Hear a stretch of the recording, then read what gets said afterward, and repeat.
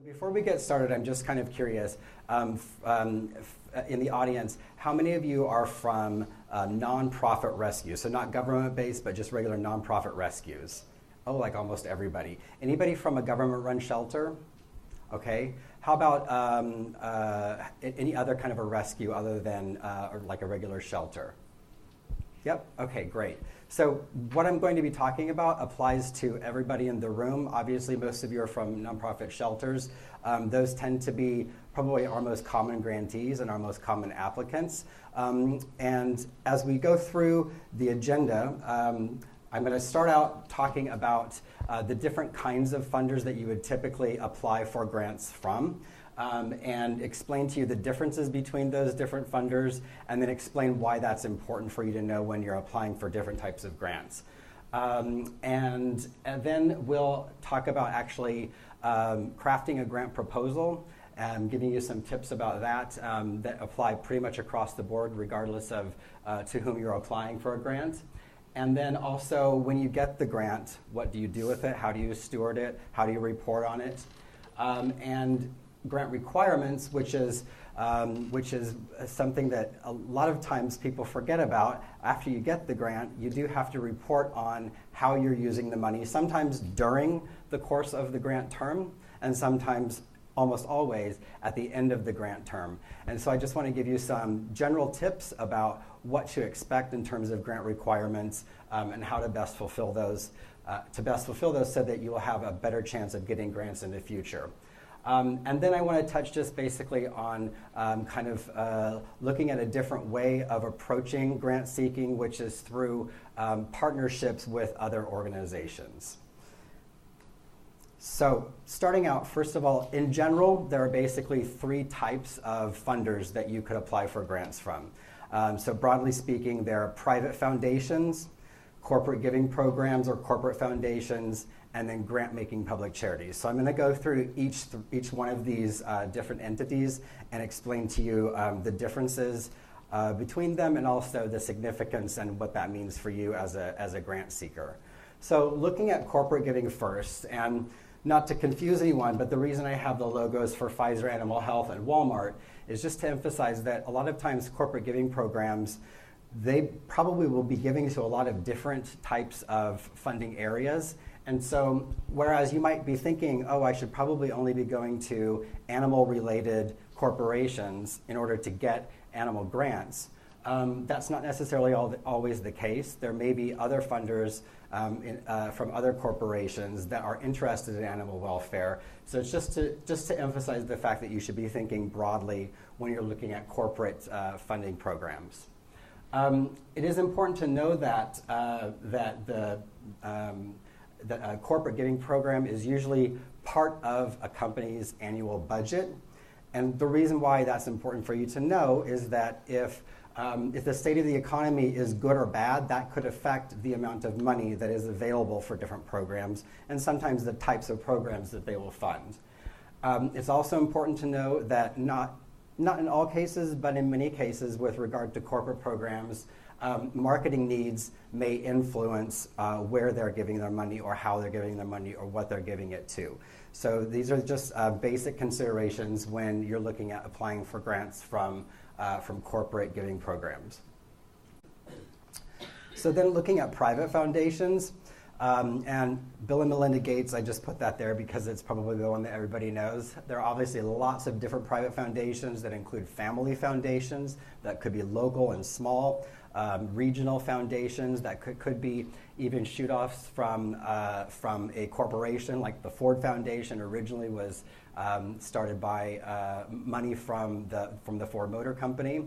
But at any rate, the important thing to know about private foundations is that they're usually endowed with a certain amount of money. Okay, it's usually like a big pot of money, and according to IRS regulations, they have to spend every year at least 5% of the value of that endowment. Okay, and the reason why that's important is because, again, if the economy is in a really good state, they're probably going to have more money that they have to spend by mandate because that 5% is going to be a larger pot of money. Whereas, like in 2008, when the stock market crashed, all of those private foundations who had endowments, their portfolios shrank, right? So that didn't mean that they had to give out less money. It just meant that their 5% mandate was smaller, and therefore they probably were going to give out a smaller amount of money because they wanted to save more money for the future. The irony, obviously, is that when there's an economic downturn, that's when nonprofits suffer the most, and that's when they need foundations to really step up to the plate. But just so you understand why it is that, at least in the case of private foundations, they may not be stepping up to the plate, is because their availability of funding is less, and they may be making the choice to be spending less so that they can conserve more money for future grants. And I'm not going to make a judgment one way or the other about whether or not that's good or bad. I just wanted to let you know that that's why that happens, even though it seems contrary to common sense. The other thing to know about private foundations is that not always, but usually, they fund in a variety of different areas. So let's say they might give to children's welfare, education, and environmental causes. So that's, it's very common to see 2 or 3, sometimes more funding areas that a private foundation will give to. Unfortunately, there aren't a lot of private foundations that either exclusively give to animal welfare or even sometimes only partially. However, that's not necessarily a barrier to you, in my opinion. In a lot of cases, especially in cases where a private foundation is giving money to for humans to human service providers, there may be an opportunity for you to build a case toward getting a grant for your animal welfare organization as a means of underscoring the role of pets in people's lives. So it could be even in the context of disaster preparation and response. So if an organization that provides services to people during times of disaster isn't taking into consideration the fact that many of those people probably have pets, and that those pets need to be with those people when they evacuate, or whatever other services are being provided, those pets need to be considered, then a lot of times those human service providers aren't going to be able to provide those services very well.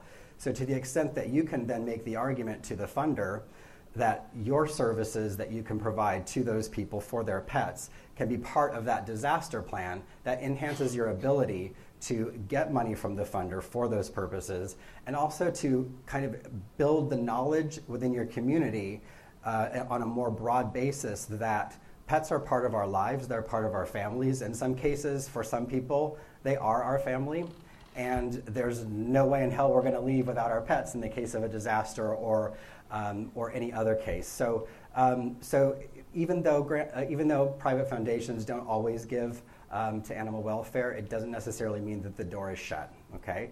I will talk a little bit later about looking closely at grant guidelines to make sure that you're not trying to shoehorn a project into the wrong place, but that is something definitely to keep in mind. And then grant-making public charities. So the ASPCA is an example of a grant-making public charity. So we're essentially an organization that provides direct services and programs, but we also give grants. And as a national organization, we give grants all over the country. So we're basically, our mandate in terms of how the IRS looks at us is that, yes, we can give grants for pretty much any purpose we want, as long as it's, number one, for a charitable purpose, and number two, related to our mission, okay? So because we're about animal welfare, we can only give to animal welfare. So I might like going to the theater, and I do, but I can't give to the theater because that's not part of our mission. So a couple of things to keep in mind about public charity grant makers is that the charity's fundraising will directly impact the amount of money that they have to give away. Okay, that's probably pretty obvious. Strangely enough, when we were going through the economic downturn after 2008, I don't know exactly why. I have my own theories about it. We grew instead of shrank. We actually had more money coming in than we previously did.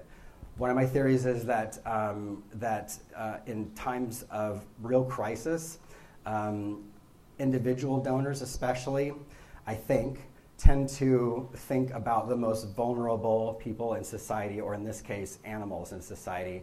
I don't know if that's true. I have no evidence to back it up. I just think that that might be a reason why we were able to grow at that time. And I think that December of 2008 was like a record December for fundraising for us. So who knows why, but the important thing to know is that the amount of money that charity is able to fundraise will obviously affect how much they're able to devote to their grants.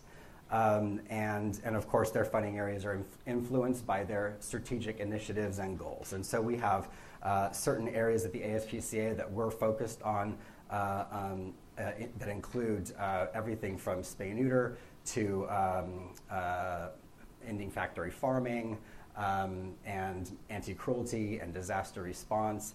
So those are going to be the areas where you'll usually find grant money available.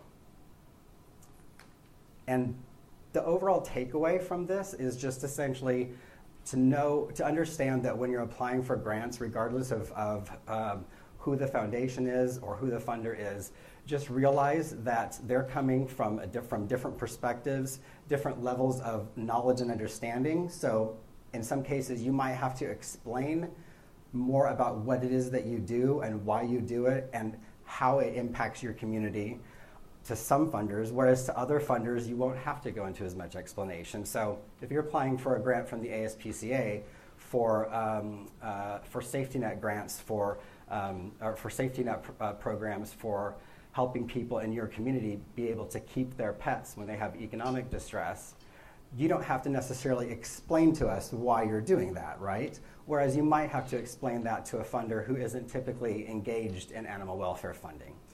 And it's important also to demonstrate how your proposal meets the funder's guidelines. And I'll mention this probably a couple more times. It's really, really important to read the guidelines because there are clues and obvious rules that you'll need to understand and follow when you're applying for grants that should be stated in the guidelines for any RFP or grant program.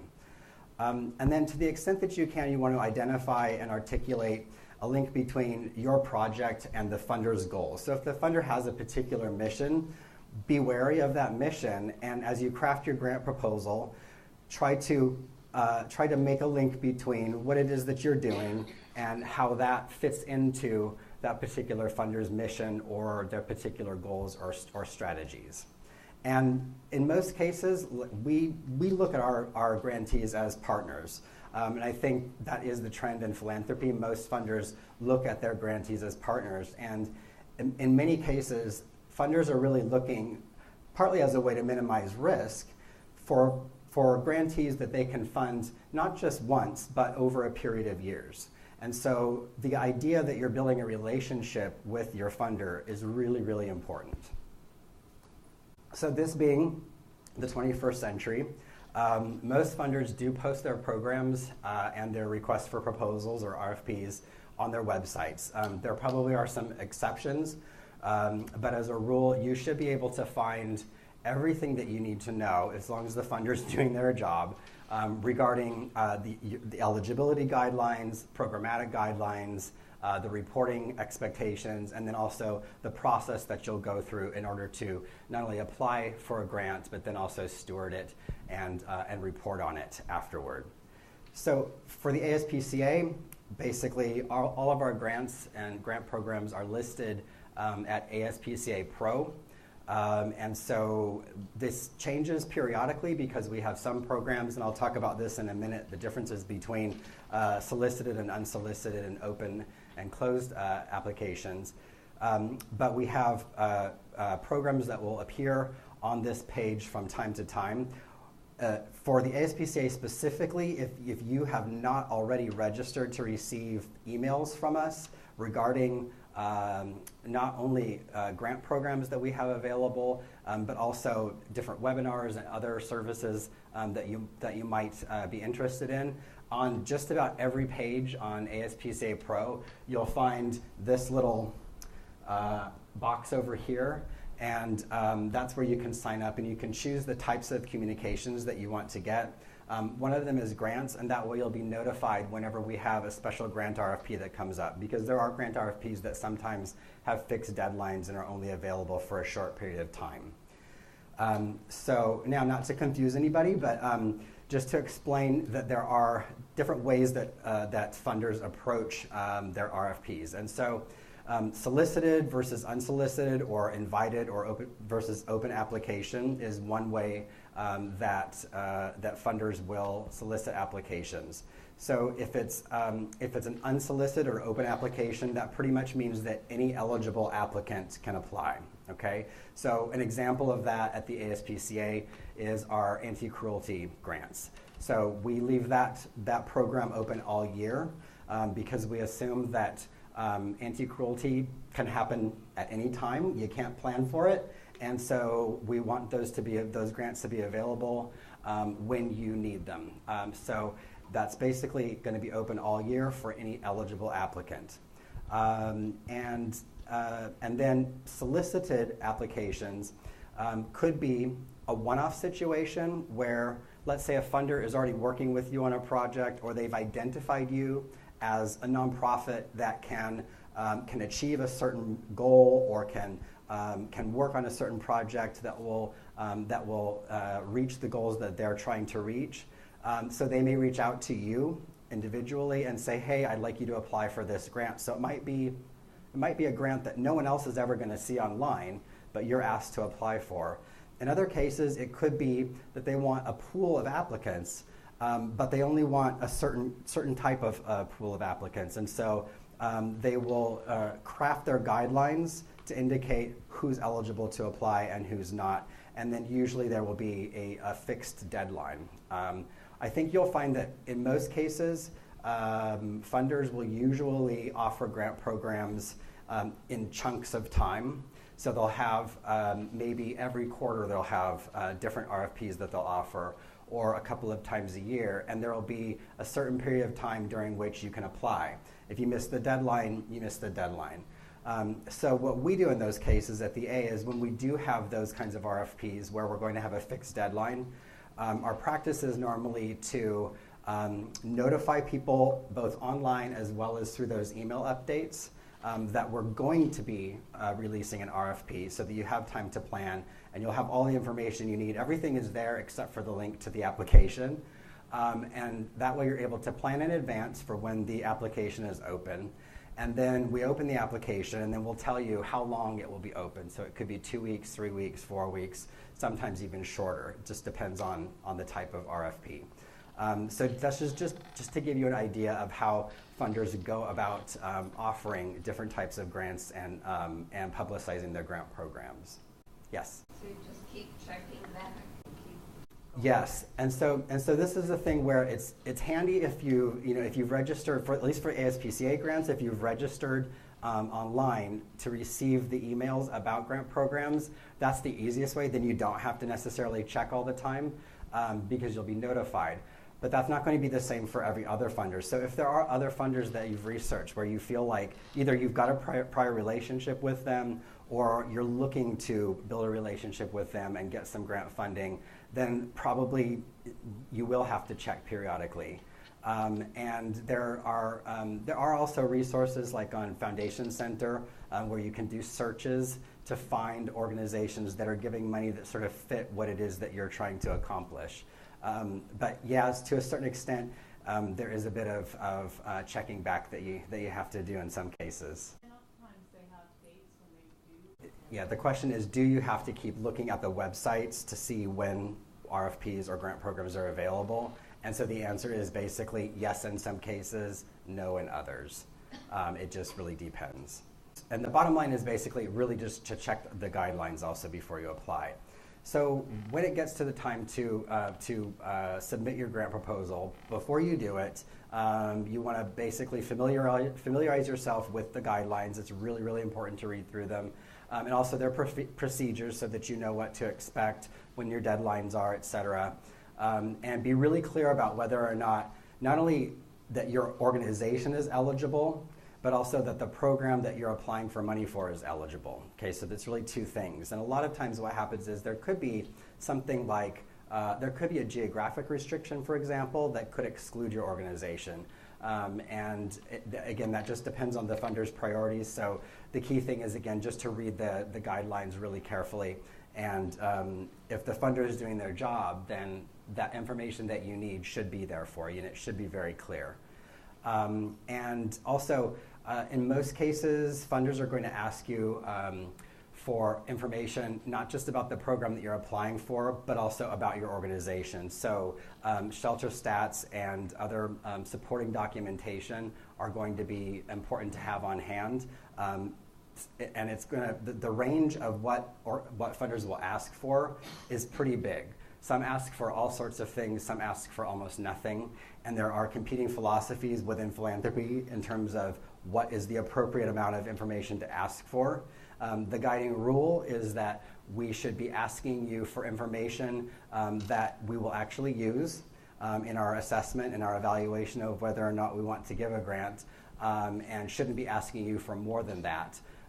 And that we want to be asking for enough information that we can make a qualified decision that will inform our decision, mitigate risk, but also be fair enough to the applicant that we're not overburdening you. And I'm going to be the first to confess that as an industry, philanthropy hasn't necessarily been very good at minimizing burdens on nonprofits that are applying for grants. But I do want you to know that we're very conscious of it, and that we're trying as an industry to make changes so that there's less of a burden on the applicant, not only so that we can encourage more applicants to apply, but also so that we're not wasting your time, and so that we can increase your chances of actually getting a grant and not make you jump through unnecessary hoops in order to get it. And again, this kind of goes back to why it's important to look at your relationship with your funder as a relationship, because the longer and stronger your relationship is, the less likelihood there is that they're going to need to ask you for some of the common information that other funders might ask you for, because they already know you. So anyway, so I will apologize on behalf of all of philanthropy for all of the unnecessary crap that we make you go through, because I do know that a lot of times it's too much, and we're guilty of it too. But we're at least self-aware, and we try to make it a little bit easier on you. So, just in general, funders will have different ways of asking you what kinds of questions they need answered, but as a rule, these are kind of the general questions that you're going to need to, at somewhere in the application, answer. So just generally speaking, what is it that you need the grant funding for? Who's it going to benefit? Why are you doing it? How and where will you do it, if that's applicable? When and how and for how long? And then how much is it going to cost? And then how much are you asking for from that particular funder? So you may have a project budget of $10,000, but you're maybe only asking for $5,000 from this particular funder. And then also think about how you'll measure, and I hate saying measure impact because I realize the impact is kind of it's a tough word. So I'm just adding in impact, success, or outcomes, or any just results of the grant. So just being aware that that's something that funders that funders ask for. Typically, they want some reporting back on basically what the return on investment of their grant dollars was in the case of your particular grant. One of the things that we really try to emphasize is that you include in your grant proposal, especially if it specifically asks for a project budget. So it's really, really, really helpful. So if I'm looking at a grant request, it's so helpful for me if I can see not a super, super detailed line item project budget, but essentially like, okay, if you're going to put some of the project dollars toward staff time, tell me how much is that going to be. If some of it's going to be toward materials and supplies, tell me how much that's going to be. So in other words, you don't have to necessarily spend a lot of time giving us a lot of detail, but just basic categories of spending that you include in a project budget is really, really helpful, because not only does it help us identify whether or not you're looking at your program in the way that you ought to be in terms of how you're spending your money, because we might be able to make suggestions in terms of how you could apply some of the money. Like maybe what's missing from your project budget is a marketing program. A lot of times funders, and at least in the past, and in some cases still, funders don't always like to fund programs that involve marketing. They don't want to fund marketing dollars because they feel like, oh, why do we want to do that? But it could be the marketing that actually makes your program successful. So we may be looking to see whether or not you have a marketing budget as part of your project, of your project budget. And if it's not there, that'll help us work with you to make sure that it is part of your budget. And so you want to provide, again, a detailed but not too detailed breakdown of your costs, and be able to, if it's not clear what it is, explain what it is. And then also, if there are other funders that are contributing to this particular project that you're applying for a grant for, list those as well. And you can lump those up into, if it's from individual funders, that can be listed as one lump sum. But if there are other funders, especially other foundations that you're getting money from, it's really good to list that, because a lot of times funders are more and more, they're not very good at it, but more and more they're looking for opportunities to collaborate with other funders on grant projects with grantees.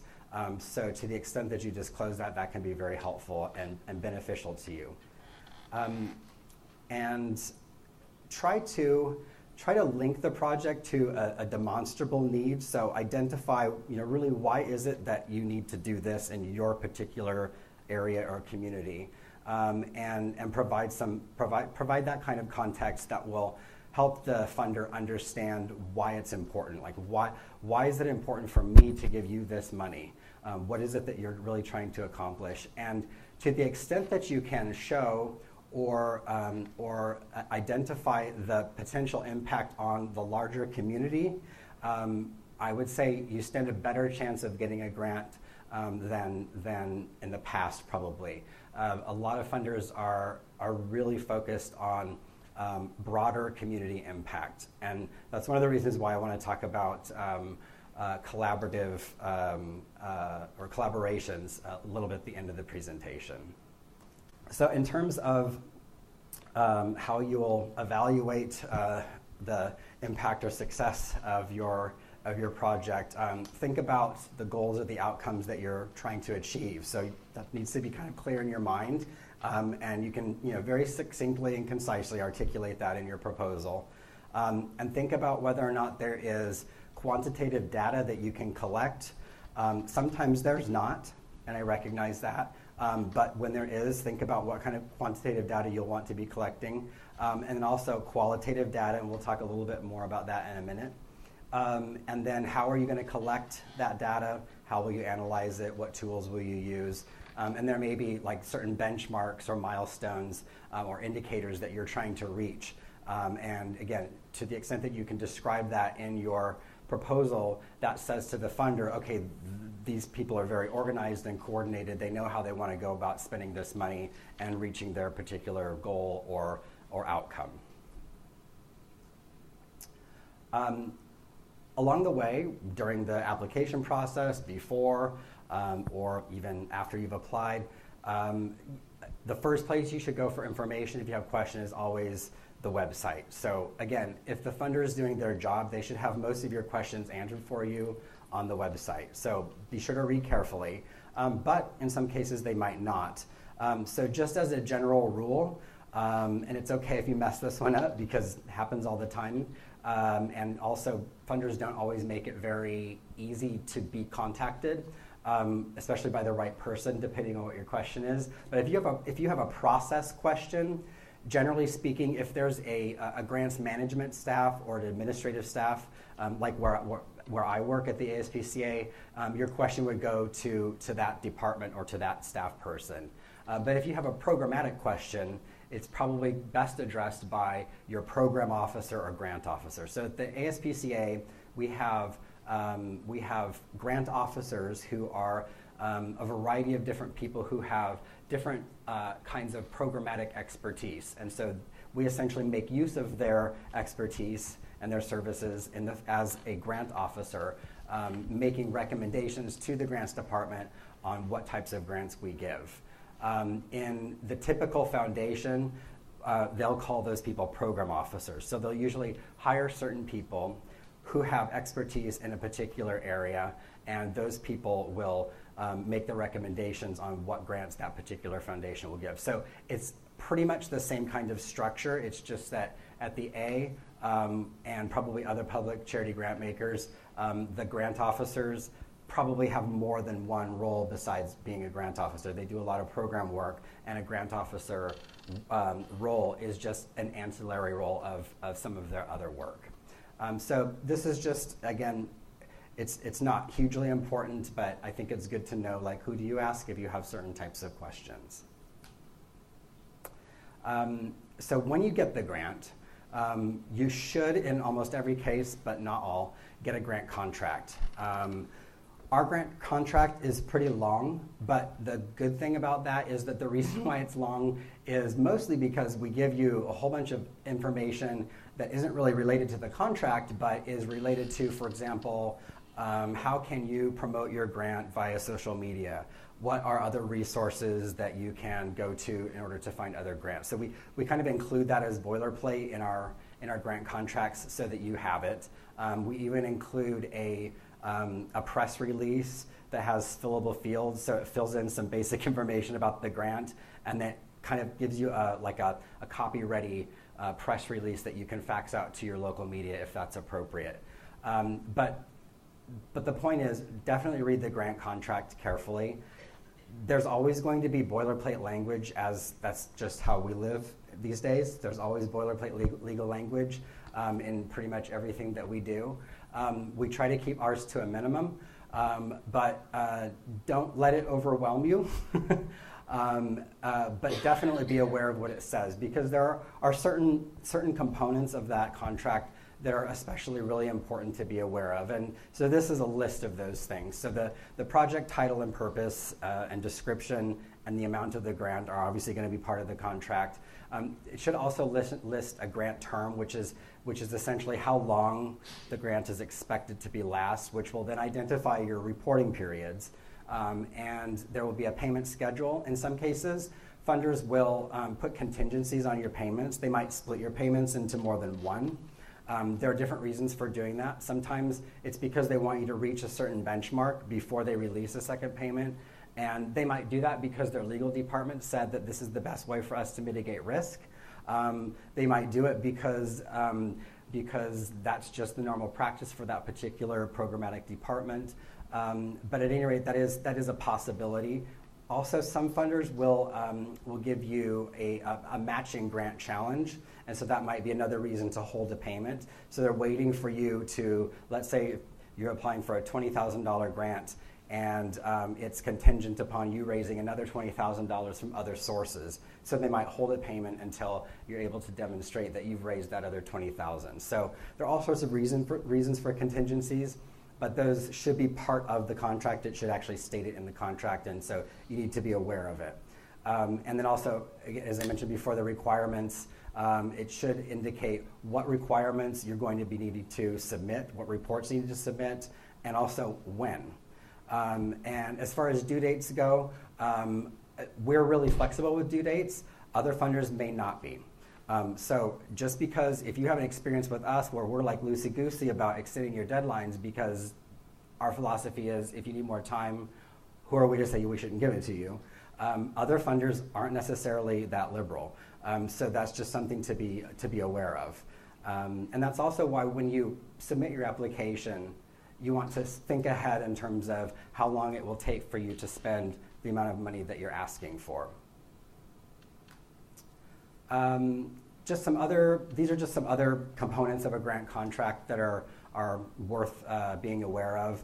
There could be instruction on the type of record keeping or receipts that you keep, or photographs that you take that might be a demonstration of how you spent the money. So for example, we've done programs in the past with our equine grant programs where we've given money for organizations to build structures like a barn or fences or something. And so one of the requirements is typically that we want to have a picture of that structure with a horse. So if there are any of those kinds of specific contractual obligations, they, again, should be in the contract, and so that's why you really need to read it carefully. And it might list who your contacts are for those administrative questions or the programmatic questions.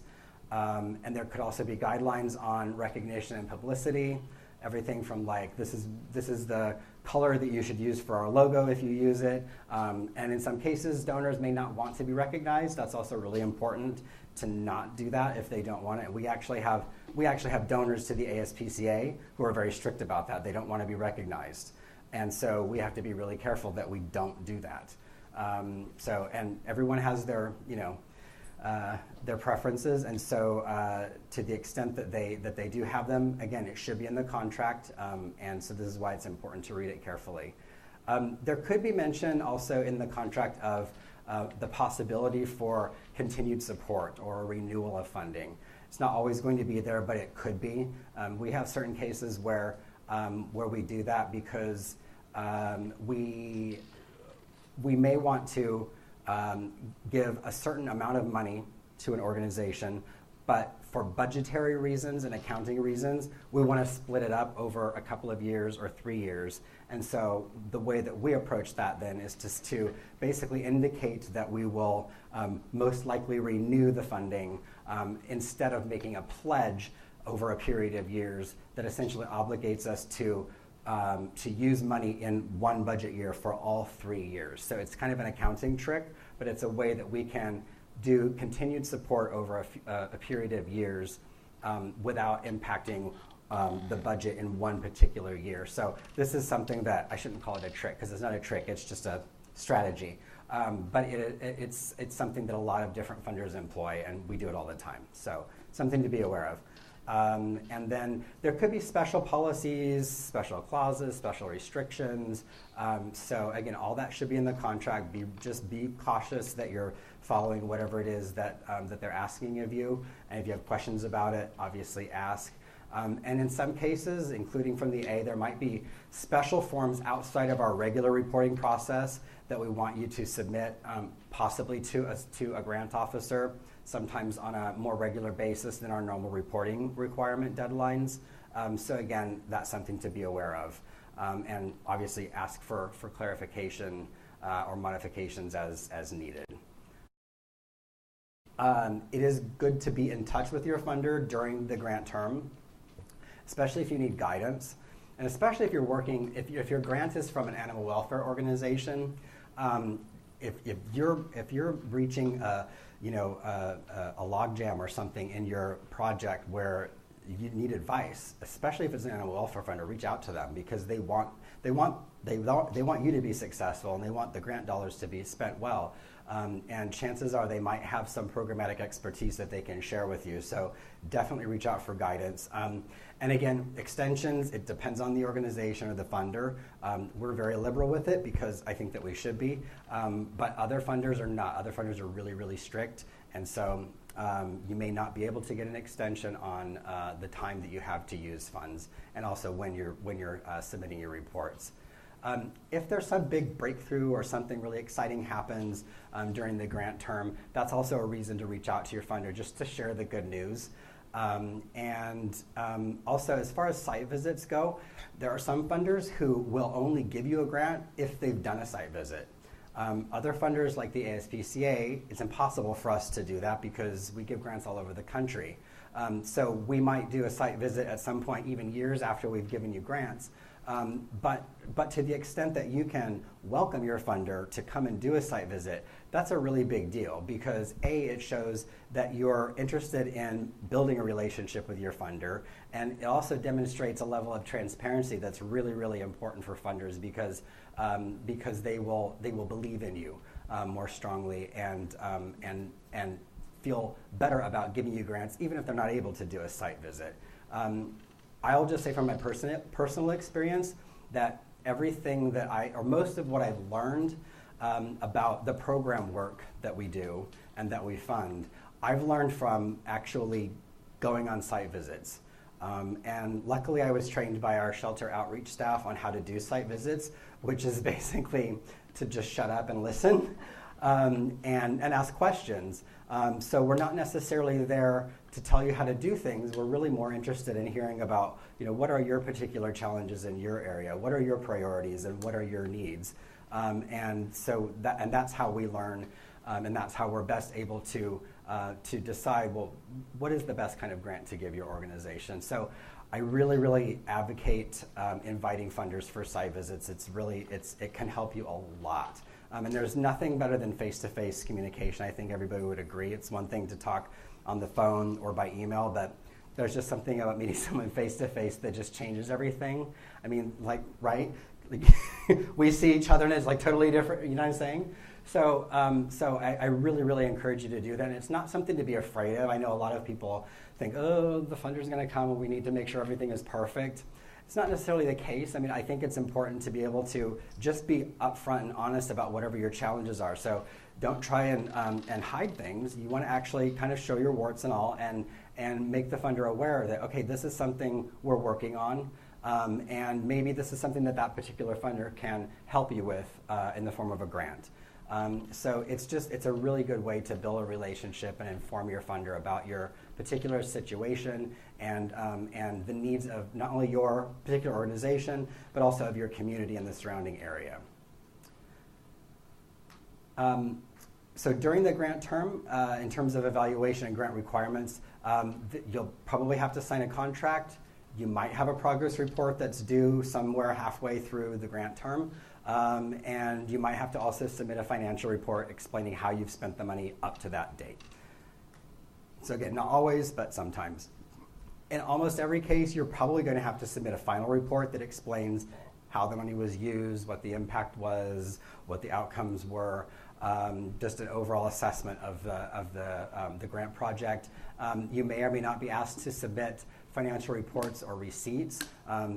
Receipts can be tricky because if you have a project that creates a lot of receipts, you don't necessarily want to spend your time uploading those. So what we do is we say in our guidelines, keep them on hand in case we need to do an audit, but don't send them to us. We trust you, but trust but verify kind of thing. And in some cases, a funder might ask you to give you whatever press information might have been generated from that grant project. So let's say you did a spay-neuter event, and there was press coverage of it. There are probably links or newspaper clippings or something like that. That kind of stuff is really good to share with the funder to let them know, again, what kind of exposure did this grant create in your community. And then photographs, sometimes they're used for evidence, sometimes they're just used as a way to kind of celebrate the grant and show those happy tales, like a happy person with their happy pet. Those are sometimes really impactful in terms of the impression it makes on a funder. And as much as funders will talk about the impact and the numbers and all of that, I'm telling you, nothing makes a difference more than a picture of a happy person with a happy dog. It's just that one dog sometimes is what makes a difference. So in terms of data and deliverables, obviously you want to think about what kinds of data you'll want to report that are relevant to the grant. So if it's something like a high volume spay-neuter grant where you can actually physically count the number of animals that were spayed and neutered, that's easy. That's easy data to collect. Or if it's like the example here, a cruelty seizure grant or maybe disaster response grant, you're probably able to identify the number of animals rescued as well as some other information about those animals. And one thing I'll underscore too is as far as cruelty seizures, if there are legal proceedings, really important to include an update on the legal proceedings because as you know, legal proceedings take a long time and we're going to learn about that at the mock trial after this presentation. And so to the extent that the organization might be able to assist with that, like we do, it's really important to keep them abreast of whatever is happening with those proceedings. And then, so there could be, like in this example of a transport vehicle grant, you can identify the number of animals that were transported that could be for a variety of services. One of the things that we found have been useful in New York State as a result of the Animal Population Control Program. How many people are aware of APCP? So APCP is it's a state-funded program that they have tasked the ASPCA with administering on their behalf. So money that is collected from license surcharges for dogs and cats in the state of New York, except for New York City, go to the Agriculture and Markets Department. They give that money to the ASPCA on a quarterly basis, and we give it out in the form of grants to nonprofits all over New York State, except New York City, for the purpose of providing low-cost spay-neuter services to owned animals, cats and dogs, throughout the state of New York. And one of the grants, or some of the grants we've given, have been for vehicles that are simply to transport people's animals to and from their appointments, so that the animals actually get spayed and neutered, because they have to be there to get snipped, right? And then, so I mentioned earlier about qualitative. So there's qualitative and quantitative data. Luckily, funders are becoming a little bit more aware of the fact that not everything can be counted and not everything can be demonstrated in terms of impact. And so we're now taking into consideration qualitative analysis as well. And so, obviously there are just some things where who can say, like, if you got a autoclave as for a grant, how do you say what the impact of that autoclave is? It's difficult to put it in numbers, but you might be able to explain it in terms of how that's increased your capacity. Like, maybe you were able to do 30 surgeries a day before, now you can do 50 or something like that, because you have this extra piece of equipment, or because you have this added staff person. So that's another thing, like with payroll support, that's, it's not always common that you can get a grant for payroll support, but when you do, that's a way of demonstrating the impact. And there also might be something particular about that particular person that you hired that introduced, for example, a new practice within your facility that has enabled you to either provide services to more animals or even just enhance the environment for other employees. And then other qualitative questions are basically what are the residual benefits or lessons learned, and also to know that failure is not a bad thing. If you fail, that is a learning opportunity, and that's something that should be shared with your funder. And whatever challenges you came across while you were going through the program, how did you deal with them, and how can you explain that to your funder to show, oh, this is what we experienced, and this is how we dealt with it, and what we learned. And did you have any opportunities to try anything new or innovative? Innovation is something that's really on a lot of funders' minds now, and they're looking for opportunities to fund innovative projects. And that doesn't necessarily mean that you've got like some big, huge initiative. It could be something really small that doesn't cost a lot, but it's a new way of doing something. So funders are really on the lookout for finding innovative projects to fund. So, think about that as you're using your grant dollars, and then make use of it when you're reporting back to your funders. And this is just kind of a brief explanation of why funders ask for reports. I mean, in general, it's to verify that you've actually spent the money the way that you said you would.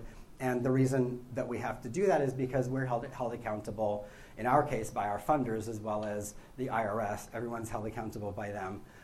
It also helps us decide, in some cases, what strategies we might want to engage in from whatever lessons you might have learned from your particular experience.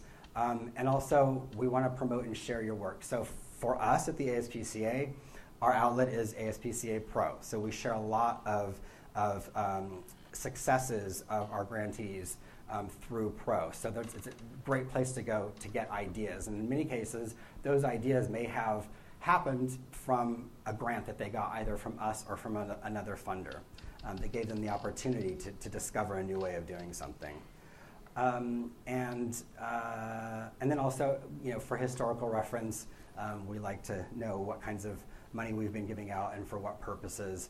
And again, that helps us sort of identify where we've been and also where we're going, and maybe even where the field is going as a whole.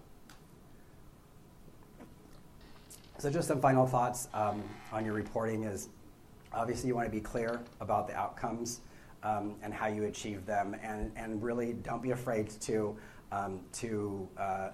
tell the bad as well as the good.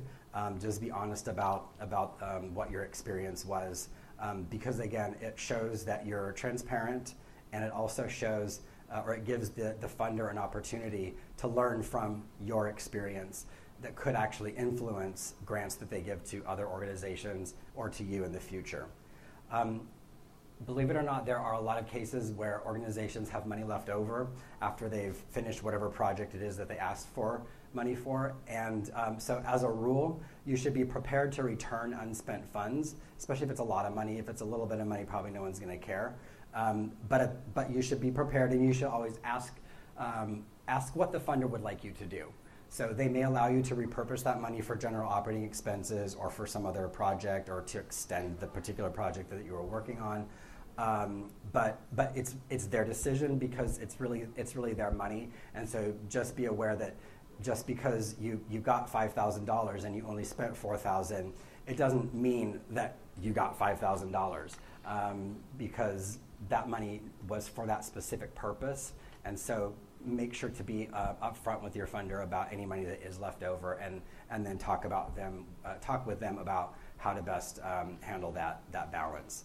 And then also share your results or your outcomes, or whatever happened with the grant, with the relevant stakeholders, and that could be your ACOs, it could be your staff and volunteers, your board, your community, whatever. So to the extent that it is a kind of a project that you want to, shout out to the world, shout it out. A lot of times the publicity that you can get around the work that you're doing will have a snowball effect in terms of the success you can have in the future, and also to build your identity in the community as being one of the leaders in your community that are helping people have better lives by having little ones like this in their life. And then I did want to talk a little bit about collaboration before I close. And sorry, I didn't leave a whole lot of time for questions, but collaboration is, I put not just a buzzword because it's true. So there are a lot of buzzwords that come up in philanthropy and in nonprofits that sort of come and go. Collaboration is one that I don't think will ever go away, because it really does work. And there are different types of collaboration that I'll briefly talk about, but one of them is grantees working together. So why does it make sense for grantees to work together? So it could be that, grantee A has this expertise, grantee B has this expertise. Put those grantees together, and they've got a better project that they can present to a funder, okay? They might be able to fill gaps by having one doing one thing and one doing another, and being able to share those responsibilities. And their chances of having a broader impact in their community are probably greater when they're working together than when they're working separately, for a variety of reasons. You're not duplicating efforts, and you're able to look at your community as a community rather than just in segments of people who need certain services. One example that I would highlight, which you have right here in this area, is Shelter Outreach Services, based here in Ithaca. So this is a MASH-style, high-quality, high-volume spay-neuter program. And so what they do is partner with other nonprofits in the Finger Lakes area, about, I don't know how many counties now, a lot, like over 10, okay. And so they partner with them to provide low-cost spay-neuter services to mostly to low-income populations. And they'll also provide medical consultations for sick animals at shelters. And then they also will coordinate and provide training for organizations to learn spay-neuter best practices, and also to consult on other shelter-related issues. And then also they collaborate right here with Cornell University to give the shelter medicine students opportunities to do on-site training of spay-neuter when they provide those services with their partners. So this is just an example of how when grantees work together, they can have a much bigger impact, okay? So these other shelters that SOS works with, they have a particular need for the services that they can provide, and this is the way that they can have a bigger impact throughout the region. And so obviously we give them grant money in order to do this. So we not only fund that collaborative effort, but we also fund the individual players within that collaboration. And then There are also examples of grantees and funders that work together, and the reason that they do that is to learn from each other, possibly develop new models or ways of doing things, and also co-branding, if that's important. And just one example of that is the ASPCA New York Police Department partnership. So a few years ago, we had a humane law enforcement department that was small, and they did their best, but how many arrests can you make for animal cruelty if you've got like 12 officers for 5 boroughs full of 9 million people? Not many.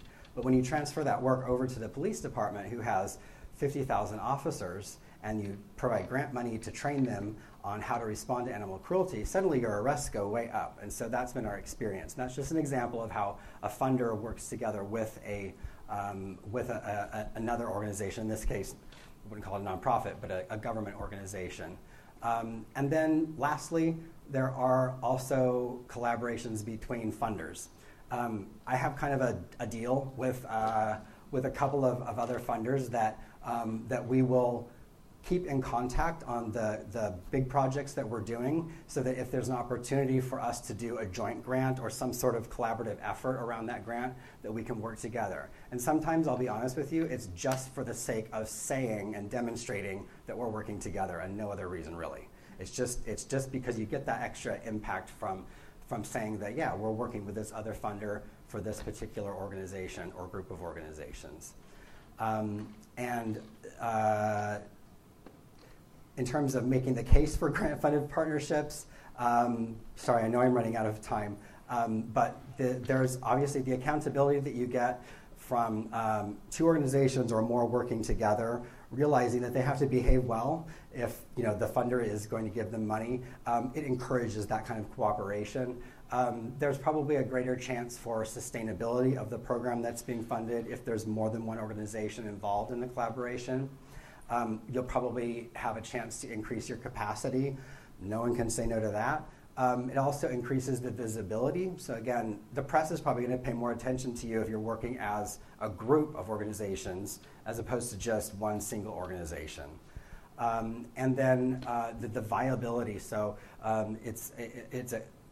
one example that we experience is there are many municipalities or government-run shelters or organizations involved with animal welfare who have different hoops that they have to jump through in order to get grants. And so a lot of times what they'll do is form a partnership with a nonprofit rescue or shelter in the area for that organization to accept grants on their behalf. And that way they can skip the red tape but still accomplish the work that they want to accomplish with that funding. So lots of reasons for grant-funded partnerships. And then this is just a list of factors to consider. Obviously, you want to have a good relationship before you apply for a grant to fund that relationship. You might want to be able to have demonstrated prior achievements through work you've done together in the past, and demonstrate that you're honest about what are the challenges that you face by working together, so that the funder actually knows what they're dealing with, and obviously have a plan for working together, and demonstrate your financial soundness as a collaborative. So obviously, collaborating isn't just saying that you're working together, it's actually working together and developing plans and sharing information and sharing roles and tasks. And then also demonstrating that you're actually able to carry out the work that you say that you want to carry out as a funder. So that takes into consideration all these other factors, but you have to be very honest with each other about what roles you can play with each other and how each party to the collaboration can contribute to it and make it successful. And I have left no time for questions. I'm sorry.